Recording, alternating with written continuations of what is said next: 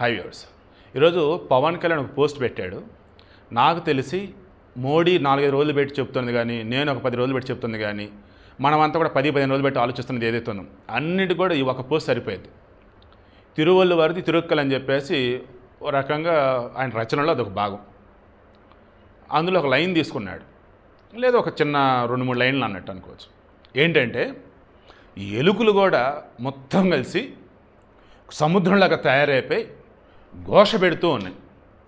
అప్పుడు ఆ పద్మనాభ స్వామి దగ్గర ఉన్నటువంటి ఆ శేషనాగు ఉంది కదా, లేదు విష్ణుమూర్తి పౌర్ణ శేషనాగు ఉన్నారు కదా, ఆ శేషనాగు ఒక్కసారిగా బుస్ అని చెప్పేసి గేంకరించాడు అనొచ్చు, లేదా బుస్ కొట్టాడు అనొచ్చు. ఆ ఒక్క సౌండ్కి ఎలుకలు మొత్తం ఎటు సముద్రం అంతా ఉన్నటువంటి ఎలుకలు కూడా ఎటు పరారు. ఇది ఎందుకు చెప్తున్నారు? పాకిస్తాన్ వాళ్ళు నానా హడావుడి చేస్తూ ఇండియాకి సంబంధించి అవి కూల్చో ఇవి కూల్చో మధ్య ఇతర హడావుడి చేస్తూ పోతూ ఉంటే, ఈరోజు ఇంటర్నేషనల్ మార్కెట్లో పాకిస్తాన్ అంటే తూ అంటున్నారు. అంతర్జాతీయ దేశాలన్నీ కూడా పాకిస్తాన్ అంటే వాడు అడుక్కునేవాడరా అంటున్నారు. నిన్న క్లియర్గా మోడీ చెప్పాడు, వాడు అణు ఆయుధాలు వేస్తా అని చెప్పేసి హడావుడి చేయటం కాదు. ట్రంప్ వచ్చేసి మీరు కనుక యుద్ధం ఆపకపోతే మేము ట్రేడింగ్ ఆపేస్తానంట కాదు. ఇవేమీ లేవురా బాబు, ఆల్రెడీ మన టార్గెట్ ఏదైతే ఉందో అవి ఫుల్ఫిల్ అయిపోయినాయి. టెర్రరిస్ట్ స్థావరాలను ఏరివేసాం, పాకిస్తాన్ ఎయిర్ బేస్ని లేపి అవతలేసాం. ఇంక ఇప్పుడేంటి మరి? ఇంకా మాట్లాడితే నేను నిన్న మొన్న వీడియో ఇచ్చా. వీడి దగ్గర సద్గోర అని చెప్పేసి ఒక ఎయిర్ బేస్ ఉంటుంది. అక్కడ వచ్చేసి కిరణ్ అనే పర్వతాలు ఉంటాయి. అక్కడ సొరంగాలలో బంకర్లు వచ్చేసి అణ్వాయుధాలు ఉన్నాయి అని. అవి కాస్త ఏమైంది, ఇప్పుడు మొన్న మనోళ్ళసిన బ్రహ్మోక్షిపణ అనే దెబ్బకి పంచర్లు పడిపోయాయి. ఇప్పుడు ఏకంగా రేడియేషన్ ఎఫెక్ట్ వల్ల చుక్కలు కనిపిస్తున్నాయి వాడికి.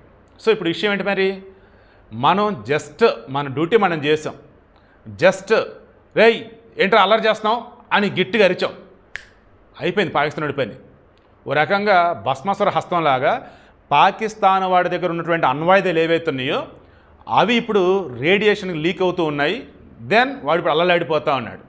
ట్రంప్, నువ్వు అంత సీన్ లేదమ్మా, పెద్దన బిల్డప్ ఇస్తూ ఉన్నావు, ఇక్కడ నీకు మాతో పడింది, మాకు నీతో పడింది, కానీ అవతల యదవాని విషయం మాకు అర్థమవుతుంది కాబట్టి వాడి మేము ప్రతాపం ఏంటో చూపించాము, ఇక చాలులే అని చెప్పేసి ఆపేసాం.